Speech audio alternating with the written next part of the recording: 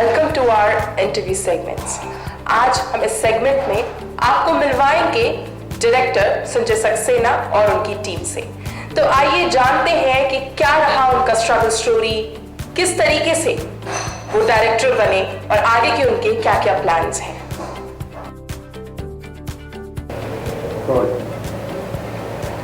संजय जी, सबसे पहले तो हम आपका स्वागत करते हैं अपने स्टूडियो में।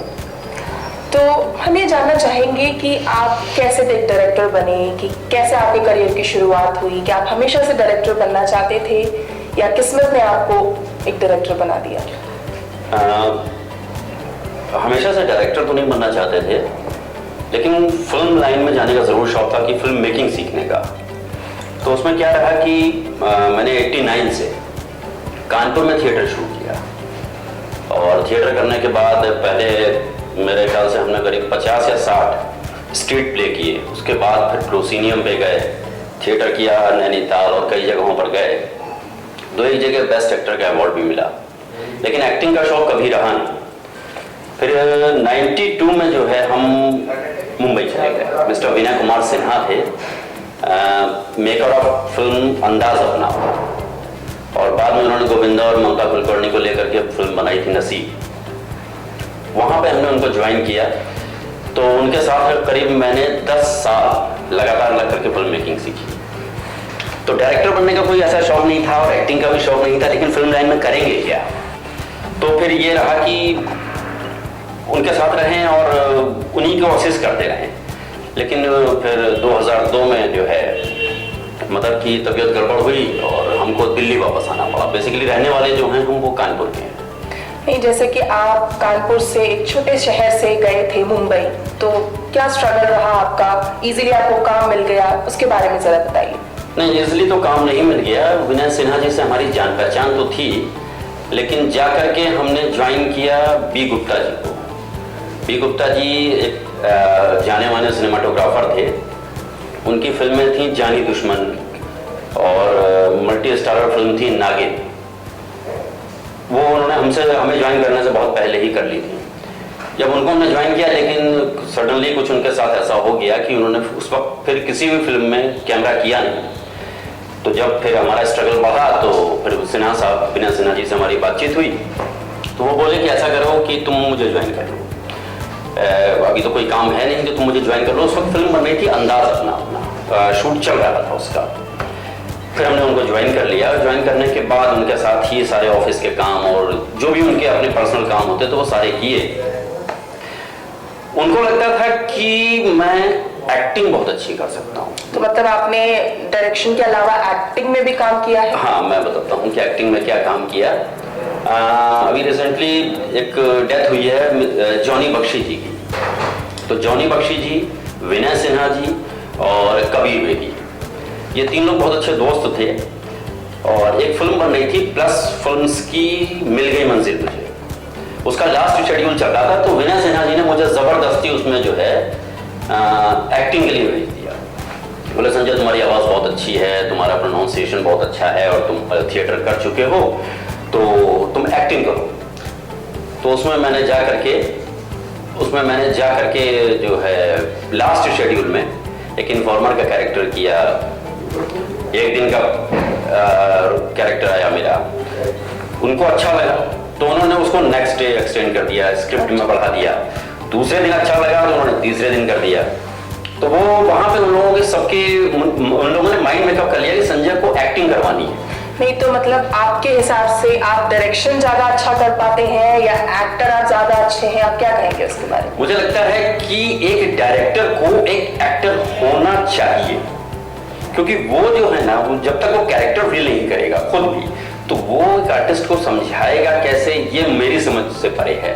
हालांकि हर आदमी का सोचना अलग हो सकता है, वो जरूरी नहीं है हर डायरेक्टर ये सोचे कि एक डायरेक्शन अच्छा करने के लिए एक एक्टर का अच्छा होना जरूरी है। लेकिन मेरा अपना मानना ये है कि एक अच्छे डायरेक्टर के लिए एक अच्छा एक्टर होना बहुत। ठीक है, फिर आप मुंबई से वापस आ गए? नहीं, वापस नहीं आए। कुछ इस तरह का हुआ कि फिल्म प्लान करी हम लोगों ने, पछतावा, यंगस्टर्स में सुसाइड पर थी वो। तो वो दिल्ली के पार्टनर थे हमारे, लेकिन फिल्म सडनली फिर हम लोगों ने यहाँ शिफ्ट करी मुरादाबाद। तो मुरादाबाद में हम लोगों ने उसको किया, वो मेरे ख्याल से करीब 200-250 स्कूलों में दिखाई भी गई। मुरादाबाद में शूट करने का, मुरादाबाद में प्रोड्यूस करने का कैसा आपका एक्सपीरियंस रहा? मुरादाबाद में बहुत अच्छा एक्सपीरियंस रहा। पछतावा की टीम मेरी बहुत बढ़िया टीम थी, कई नए लोग उसमें जुड़े थे और जिनकी दबी इच्छाएं थी, लेकिन बाद में वो टीम मतलब कंटिन्यू कई कारणों से नहीं रह पाई, लेकिन मुरादाबाद में एक्सपीरियंस बहुत अच्छा रहा। तो अभी आपकी एक शॉर्ट फिल्म जो है मुंबई इंटरनेशनल फेस्टिवल में सेलेक्ट हुई है, तो उसके बारे में क्या है, उस स्टोरी का जो स्टोरी लाइन है उसके बारे में आप बताइए। मेरे पास एक बहुत दिनों से एक स्टोरी रखी हुई थी, हालांकि स्टोरी बहुत शॉर्ट में थी, चाइल्ड लेबर पर, कि जब मैंने यूनिसेफ के साथ, एक्चुअली मैंने यूनिसेफ के लिए 3500 बच्चे मुरादाबाद में ट्रेन किए थे थिएटर में। तब हम जब लोगों के बीच में जाते थे तो जो माँ बाप थे गरीब, वो ये कहते थे कि ठीक है हम अपने बच्चों को पढ़ने के लिए भेज देंगे, लेकिन ये बताइए कि जो बच्चा हमारा चाइल्ड लेबर या किसी फैक्ट्री में काम कर रहा है, किसी चाय की दुकान पे काम कर रहा है, तो वो जो 1000-1500 रुपए लेकर के आता है, ये कहाँ से आएंगे अगर बच्चा पढ़ने चला जाएगा? तो ये उनकी अपनी जेन्युइन प्रॉब्लम थी, ये मेरे दिमाग में उस वक्त आ गई थी। तो उस पर हमने एक प्लॉट डेवलप किया कि ये समस्या का हमें हल दिखाना चाहिए कभी भी मौका लगा तो। और ये स्टोरी फिर हमने थोड़ा सा डेवलप करी। मिस्टर MP बादल जयसिंह है, कीर्ति पिक्चर्स उनका है, उनसे हमारा डिस्कस हुआ तो उनको ये स्टोरी पसंद आई, बोले इस पे बनाते हैं फिल्म। तो हम लोगों ने उस पर फिल्म बनाई। कब तक आपकी ये फिल्म रिलीज होगी? ये 21 तारीख को इसका MIT में प्रीमियर 21 मार्च। अच्छा, 21 मार्च को है और फिल्म फेस्टिवल में सेलेक्ट हो चुकी है और अब एक आज या कल में शायद एक फिल्म फेस्टिवल और जा रही है। यही सेम फिल्म अभी तो यही चले। और मतलब आपके करियर में जब आपने शुरुआत करी, अभी काफी साल हो चुके हैं, तो क्या क्या स्ट्रगल्स आपको सामना करना पड़ा? स्ट्रगल्स ये है क्या कि मुंबई तो देखिए फिल्म इंडस्ट्री है पूरी, वहाँ पे किसी ना किसी को कोई ना कोई काम लगभग मिलता ही रहता है। हम लोग जिन शहरों में काम करने की कोशिश कर रहे हैं, जहाँ एस्टेब्लिशमेंट करने की कोशिश कर रहे हैं, वहाँ पे हम लोगों को ज़्यादा स्ट्रगल करना पड़ रहा है। एक्टर नहीं है, अपने आप को एक्टर समझना और एक्टर होना दोनों में बहुत जमीन आसमान का डिफरेंस है। नहीं तो देखिए, कोई भी इंसान जैसे फिल्म में आना चाहता है या बॉलीवुड में एनीथिंग, तो सब लोग एकदम मुंबई भागते हैं। बिल्कुल। तो हम ऐसा क्या कर सकते हैं कि छोटे छोटे शहरों में जैसे मुरादाबाद हुआ, बरेली हुआ, कानपुर हुआ, ऐसी जगहों पे हम फिल्म मेकिंग को या एक्टिंग को कैसे प्रमोट कर सकते हैं? देखिए, सबसे पहले तो बिना गुरु ज्ञान नहीं हो सकता, ये तो आपको मालूम ही है। तो सबसे पहले हमें जो नए लोग हैं यहाँ इन्हीं शहरों में जो काम कर रहे हैं, जिनको शौक है, उसमें कुछ लोग जॉब कर रहे हैं, कुछ लोग स्टडी कर रहे हैं, क्योंकि अभी ऐसे प्रोफेशन तो इन शहरों में ले नहीं सकते, तो उन लोगों को उनके कांटेक्ट में जाना चाहिए और एक्टिंग की बेसिक नॉलेज लेनी चाहिए, क्योंकि अभी एक्टिंग की बेसिक नॉलेज ही लोगों को मालूम नहीं है कि एक्टिंग की जो डेफिनेशन है वो है क्या। उन्हें लगता है कि अगर हमसे हम जैसे, अगर मैं आपको एक एग्जांपल देता हूँ, मैं एक ऑडिशन ऑर्गेनाइज करता हूँ कि मुझे फिल्म के लिए आर्टिस्ट चाहिए, तो होगा क्या कि मैं कहूँगा हाँ जी कुछ एक्ट करके दिखाओ, तो या तो बहुत सैड सीन करेंगे या बॉडीगार्ड का सलमान खान आ जाएगा उनके अंदर। मतलब उनको मालूम नहीं है कि बैलेंस एक्टिंग होती है। मतलब पहले लोगों को नॉलेज देना बहुत जरूरी है इस लाइन में आने के लिए। इसी वजह से मुरादाबाद या छोटे शहरों में बनने वाली ज्यादातर फिल्में बॉक्स ऑफिस कलेक्शन नहीं कर सकती, अब वो बॉक्स ऑफिस तक नहीं पहुंचती और कलेक्शन नहीं कर सकती, क्योंकि जो लोग साउथ भोजपुरी या बॉलीवुड की फिल्म्स देख रहे हैं उन्हें हमारी फिल्में समझ में एक्शन फिल्म्स नहीं आई। तो आगे आपका क्या प्लान है? किसी प्रोजेक्ट पे काम कर रहे हैं या कुछ फ्यूचर प्लान है अभी? जैसे साहब के साथ ही फ्यूचर प्लान है। हम लोग इस फिल्म के प्रीमियर के बाद मेरे ख्याल से मई में फ्लोर पर फिल्म को, मई या जून में फ्लोर पे लेके जाएंगे और वो फिल्म है बच्चों की। उसमें मेन लीड जो करेंगे वो बच्चे करेंगे, बाकी सपोर्टिंग में जो है सपोर्टिंग कास्ट जो है वो सब हम ही लोग हैं। तो आप जो एक्टर्स होते हैं वो आपके मतलब नियुक्त हैं या आप बीच बीच में ऑडिशंस करते रहते हैं? कैसे आपको एक्टर्स? नहीं, मैं एक्चुअली में मेरे साथ ये रहा कि हम ऑडिशन कभी नहीं करते हैं। ऑडिशन में हमें मालूम है कुछ मिलना नहीं है, तो क्योंकि जब नॉलेज ही नहीं तो ऑडिशन में आएगा क्या। हम लोग आपस के ही लोग 5-7 लोग हैं जो लगातार काम करते रहते हैं, तो उनकी स्किल काम करके ही जो है वो निखर रही है, तो उन्हीं के साथ हम लोग करते हैं। ये एक अलग बात है कि किसी फिल्म में 12-13 कैरेक्टर हैं तो हमने 8 नए लोग अपने साथ के लोग ले लिए और 4 नए लोगों को ले लिया, मतलब छोटे छोटे कैरेक्टर्स में, ताकि उनको ही पता चले कि what is film acting, what is film making, director क्या कह रहा है। सिद्धांत देखिए मेरा यही है कि एक्टर है कौन। आपको इतना समझाया जाए आप इतना समझिए और इतना परफॉर्म करके दिखाइए, तब तो आप एक्टर हैं, अदरवाइज आप एक्टर नहीं। तो मतलब बेसिकली आप जो भी एक्टर्स को लेते हैं आप उन्हें टीच भी कर रहे हैं, ट्रेनिंग भी दे रहे हैं। तो बहुत अच्छा लगा संजय जी आपसे मिलकर के, और आपका बहुत बहुत धन्यवाद कि आप हमारे स्टूडियो में आए। जैसा कि डॉक्टर जेसी आपने अभी एक मूवी प्रोड्यूस करी है, एक शॉर्ट फिल्म जिसका कि नाम है एक किरण उम्मीद की। तो कैसा रहा आपका एक्सपीरियंस? क्या आपकी फर्स्ट मूवी थी या इससे पहले भी आपने एज ए प्रोड्यूसर काम किया है? नहीं, इससे पहले भी एज ए प्रोड्यूसर मैंने 3 फिल्में बनाई थी, लेकिन पहला दूसरा था। ये कीर्ति पिक्चर्स लखनऊ की पहली फिल्म प्रोडक्शन है, जिसकी एक किरण उम्मीद की। तो कैसा रहा आपका एक्सपीरियंस प्रोडक्शन? बहुत बढ़िया रहा, और ये फिल्म मेरे बचपन को छूती है। मैंने जब संजय जी से इस पे बात करा तो मुझे लगा कि फिल्म मेरे बचपन को बहुत करीब से छू रहा था, जिसके कारण मैंने इस फिल्म को प्रोड्यूस करने के लिए संजय जी से बात करी और फिर मैंने इसे प्रोड्यूस किया।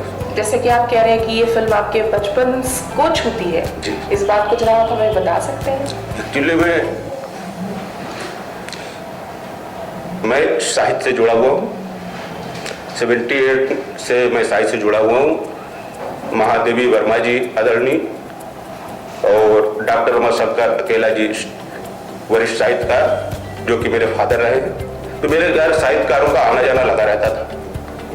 अचानक मेरे फादर का स्वास्थ्य खराब हो गया, जिसके कारण वो कार्यालय जाना बंद कर देते, और मुझे 10 वर्ष की अवस्था में मजदूरी करने के लिए मजबूर होना पड़ता।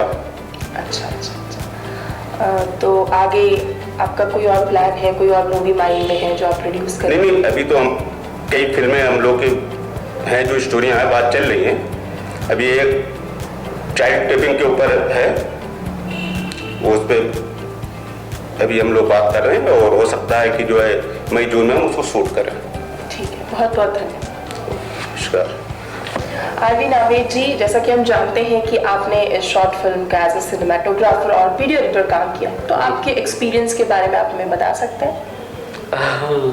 बहुत प्रॉब्लम हुई इसको, मूवी को नए से नए लोकेशन को ढूंढने में, फिर जहाँ अलग अलग शूट करने में। फिर होता ही था कि हम लोग काफ़ी टाइम तक शूट करते थे, और फिर सर बोले नहीं सीन में मज़ा नहीं आया, फिर नेक्स्ट शूट करा, फिर उसके बाद भी मतलब बहुत प्रॉब्लम हुई शूट करने में। फाइनली अब एडिट हो गया, फिर तैयार हो चुकी है, मुंबई तक जा चुकी है, तो मैं काफ़ी खुशी है उसकी। तो ये आपका फर्स्ट वर्क था, इससे पहले भी आपने? नहीं, बहुत सारे वर्क मैं करता रहता हूँ। अभी मैंने रिसेंट उनके साथ राकेश जायसवाल जी के साथ काम किया है, सबसे बड़ा रुपया। अभी नीतू आर्ट्स पे वो फिल्म अभी आने वाली है, वो भी एडिट पे इन प्रोसेस चल रहा है उनका। तो आगे आपका कोई और प्रोजेक्ट्स पे आप काम कर रहे हैं या? हाँ, अभी 3 से 4 प्रोजेक्ट में काम कर रहा हूँ।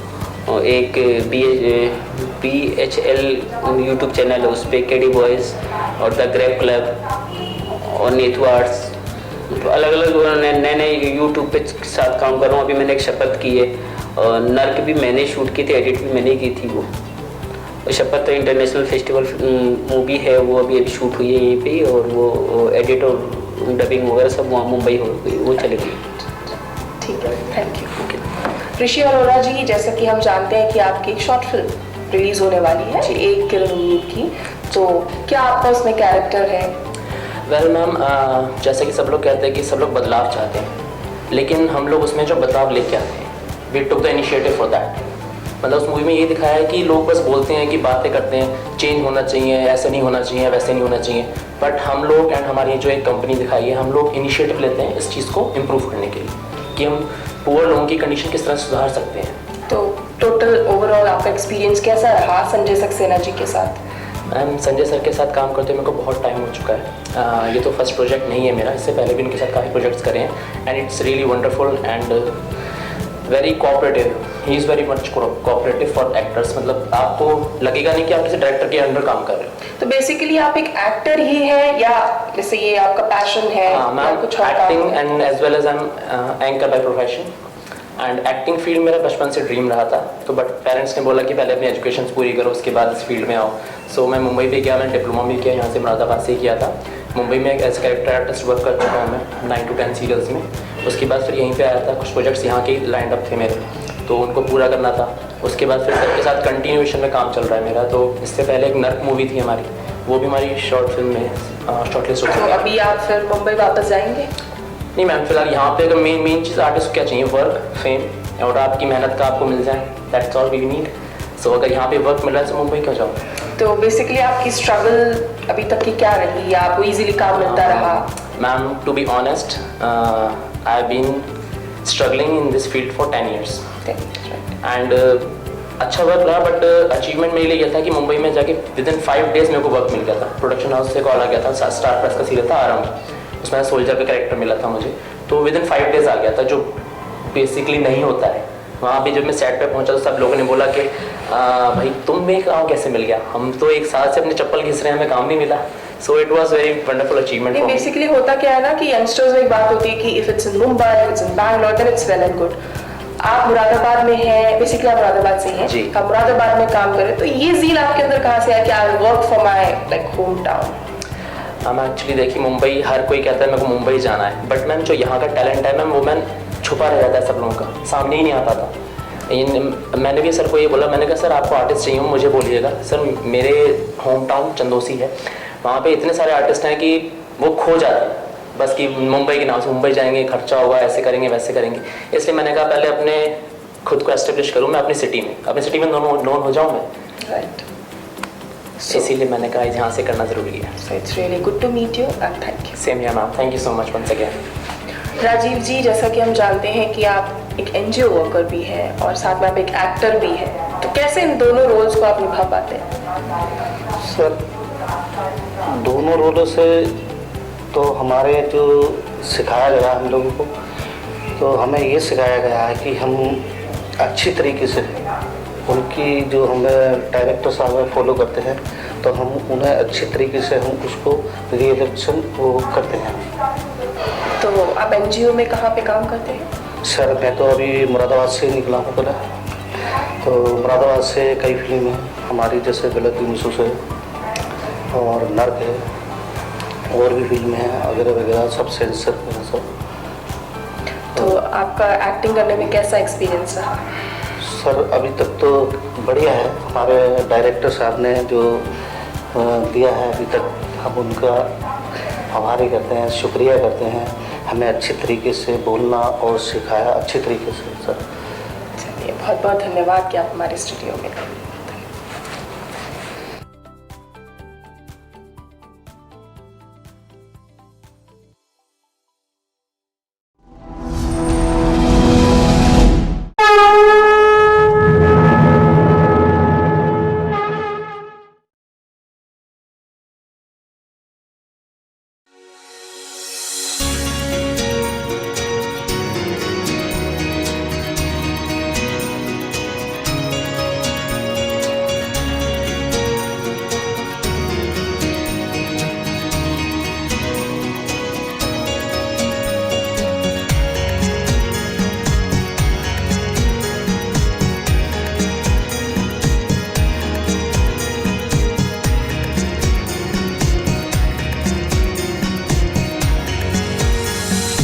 फूलों को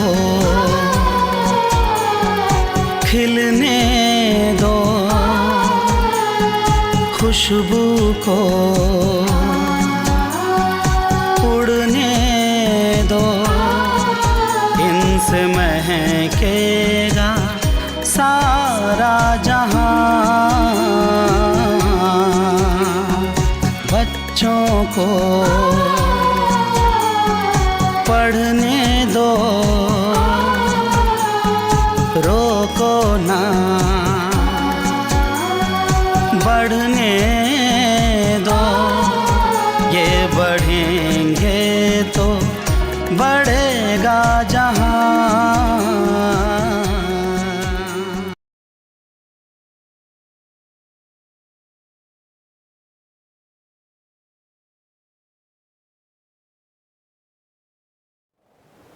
अगर आपको आपको हमारी ये पेशकश पसंद आई हो तो हमारी वीडियो को लाइक जरूर करिएगा और हमारे चैनल को सब्सक्राइब भी करिएगा। जी हाँ, अगले एपिसोड में हम फिर आपसे मुलाकात कराएंगे मुरादाबाद की ऐसे ही उभरती प्रतिभाओं से। तब तक के लिए जुड़े रहिए ईशान न्यूज नेटवर्क के साथ। Thank you for watching and good bye.